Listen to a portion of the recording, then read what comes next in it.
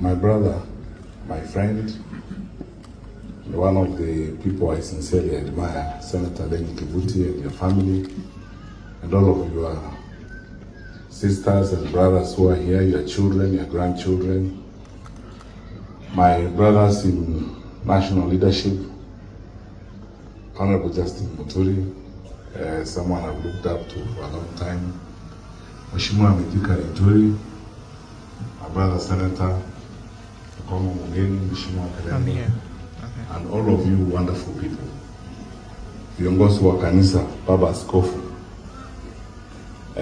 Nimekuja hapa kwanza kabisa kwa niaba yangu na familia yangu kuleta rambirambi na kusema pole.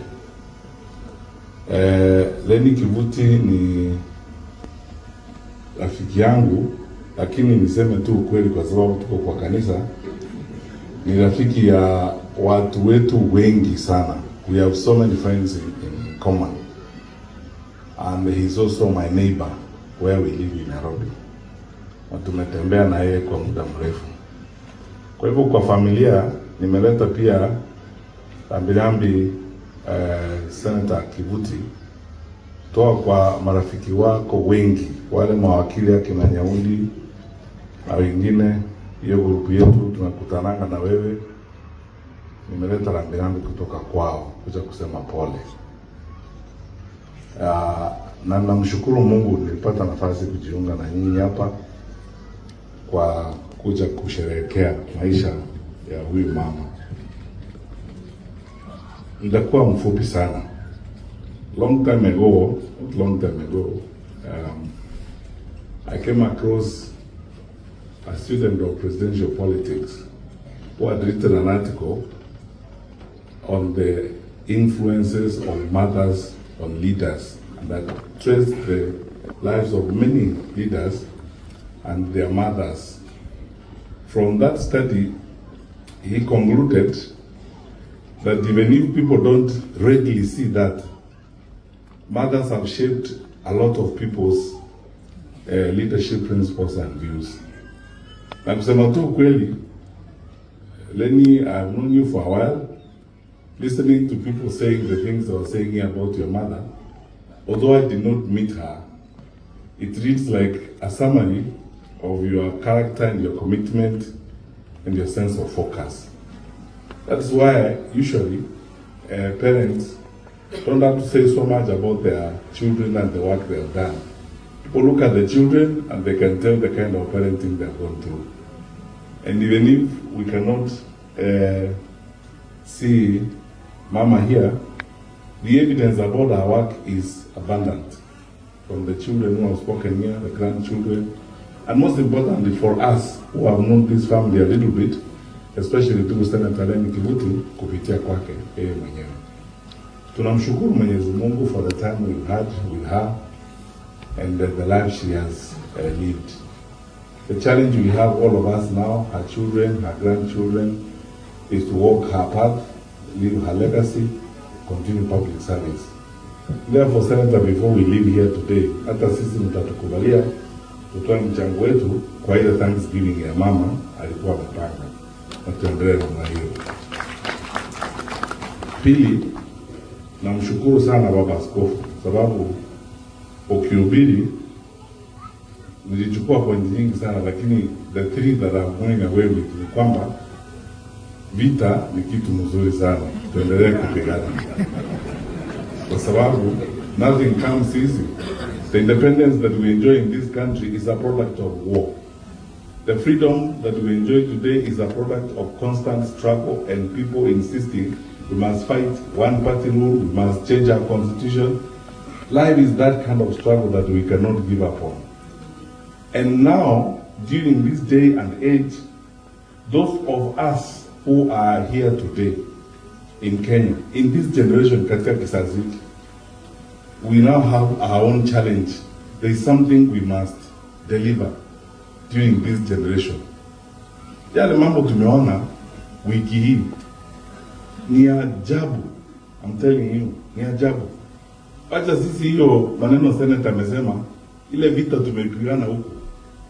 si watu wanazurura. Ward ni village mbili, unaweza kutembea ward hivi mara 3 kwa siku moja. Watu wanaingia huko na mandege na kishindo na madoido and arrogance, kutoa pesa, kujigamba, kusema sisi ndio serikali, hakuna kitu mtafanya na mambo kama hayo. The founders of this nation, the people who actually fought for the independence of this country, must be turning in their graves to see what we are seeing now. Unprecedented abuse of state power, an incredible misuse of public resources, an arrogance that has not been seen recently from government. Mimi nataka kuwashukuru wananchi wa Mbeere North. Niaba yangu na wale wenzangu ambao tuko katika upinzani, Mheshimiwa Kalonzo Musyoka, Mheshimiwa Rigathi Gachagua, Mheshimiwa Martha Karua, Mheshimiwa Eugene Wamalwa, Mheshimiwa George Natembeya, na wale wengine tunakaa nao pale viongozi, tuko pamoja. Mheshimiwa Justin Muturi ako hapa, Mheshimiwa Mithika Linturi wako hapa. Wananchi wa Mbeere North, be happy and proud of yourself. Mumepigana kwa ujasiri. You have resisted this arrogance. Na mmesimama imara kabisa. Na yale yote ambayo tuliona huko Malava, mimi nawauliza wenzangu, sometimes I prefer to be very specific and polite in dealing with these issues. Power comes and goes. Ask me, I was Minister for Interior one time. And I coordinated national government functions. I understand government. There's nothing I don't understand. The kind of things we are seeing here are going to destroy our country. Na niseme tu kweli hapa hadharani. I normally see people circulating my clips of things I said in 2022. I said tutakuwa na shida hii. Sasa wakati mambo imeingia, I see people circulating those clips. Don't circulate this one when we have gone in trouble, because I'm saying this openly today hapa kutoka mbele. Tukiendelea namna hivi vile tunaendelea, we are headed the wrong direction na tutaharibu nchi yetu sisi wenyewe. Hii siasa hii ni siasa ya kupomoa nchi. Ni mambo ya kiburi, kubeba mali ya serikali, pesa ya umma, kujipiga kifua hapa kwa viongozi, kudharau maoni ya wananchi na kura za wananchi, ili sasa wewe uwe na nia yako and you have your way whatever it takes. Let me tell you, my brothers and sisters, especially those of you, my fellow citizens and my brothers and sisters in government. Those countries where you have seen wananchi wanaamuka asubuhi, wanaenda kwa manyumba ya mawaziri, wanachoma manyumba, wanachoma mafamilia, they start like this. Wanaanza namna hii. Hii shida mumeona kwa nchi jirani na huku namna hii. Inaanza namna hii. Unafikiri ni mchezo, unaanza namna hii. Because please take this seriously. There is a limit to which you can push people. Lazima there is a limit. All these are smart people here. They can tell you there is a limit. Unaweza kusukuma watu, usukume watu. Itafika mahali siku moja hata wewe mwenyewe utashangaa. Because you don't know how these people will respond to this constant harassment, constant intimidation, constant bravado, unprecedented abuse of power. It's as if this hubris that power does not end. So my second point again, which I took from your sermon, that you know nothing lasts forever. Hata Paulo na Sila, milango ya gereza ilifanya nini? Ilifunguka. These things will come to an end. Fellow Kenyans, whether you are in Mbeere North, Malava, or Nyansiongo, where we have been brutalized and terrorized just because of our ward seat, hii mambo itaisha. Do not lose hope in your country. Our country is great. God has blessed us with a wonderful, fantastic country. There is nothing wrong with our country. The challenge we have now is because we have bad leaders. That is the challenge. And we will overcome this challenge. Keep hope alive. Let's keep together and let's keep moving. Because in moments like this, when people do this thing to us, leaders behave like this, as citizens of the country, you might be discouraged and frustrated. Tafadhali wananchi msife moyo. Ona mama wetu hapa amepigana vita 91 years. Look at the generation she has raised. Mama ambaye alimaliza shule standard 3. Ametoa engineers, doctors, professors. In the life of this wonderful mother of ours is the hope that we all need to have. That tutafuka hiyo daraja na tutaenda mbele, tujenge taifa letu vyema. Na tukae pamoja, tusigawanywe. Mtu asikwambie eti wewe ni Mera no, huyu ni nini sijui Nyamira. We are one people and God wants us to live here together. Na kwetu sisi viongozi, hasa wale tuko katika upinzani, tuko tayari. Tunaongea, tunafanya kazi pamoja kwa sababu tunataka kusaidia nchi yetu ili tujenge Kenya ile ambayo waanzilishi wale ambao walitoa maisha yao tupate uhuru walikuwa na dhamani tuwe na nchi ambao tunasikizana, tunaheshimiana, tunakaa pamoja, tunaheshimu mawazo ya wengine, tunaenda kwa kura. Kama wananchi wanakataa, unaenda nyumbani vizuri, sio kuleta kifaru, mandege, polisi nini kusurutisha watu ili wewe uwe na nia yako kwenda mbele. We will overcome. We will cross that bridge. Finally,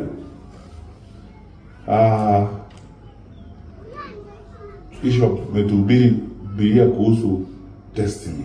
Tufikirie mwisho wa maisha haya itakuwa namna gani. Na sisi kama taifa, tumegusia mambo ya Vision 2030 ya Mheshimiwa Rais Kibaki. Na yale mambo yote Mheshimiwa Uhuru Kenyatta na serikali ya Jubilee imefuatilia. Sasa tuko katika hiyo safari. Na nyinyi wananchi na sisi wote tufikirie.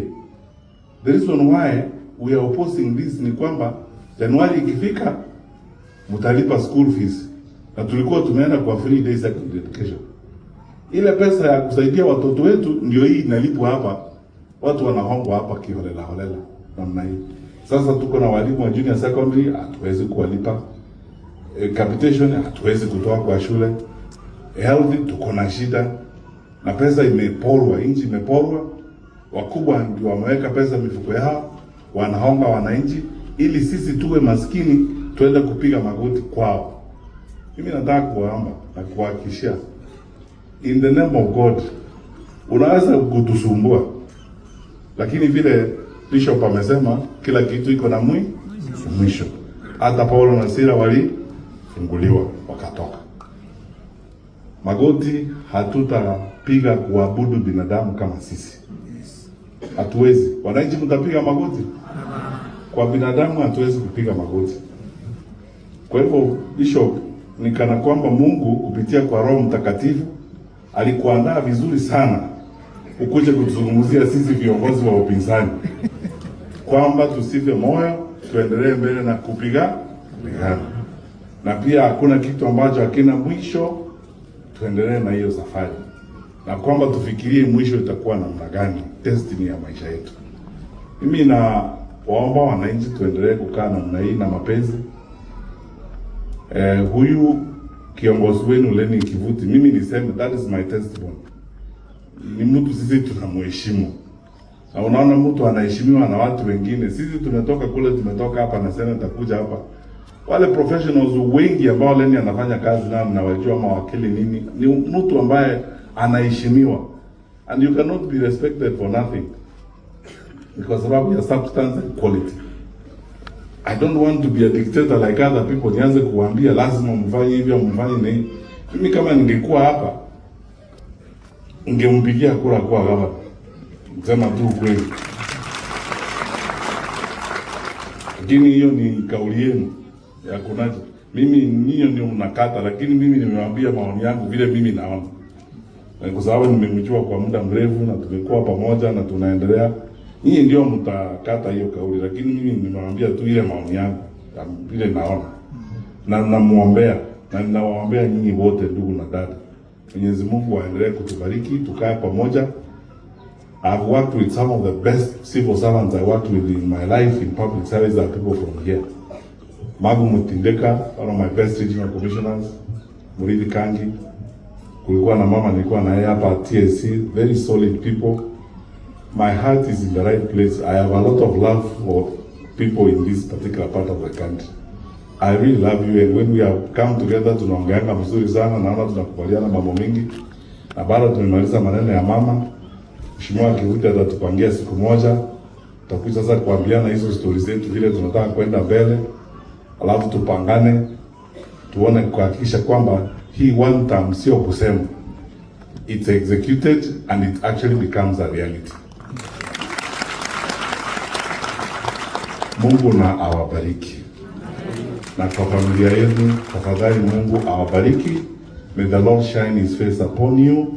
May the Lord continue guarding over you as you walk out and come back. And may the Lord keep watch over you even as we lay our mouth to rest. God bless you. Abigail Makovi, thank you very much.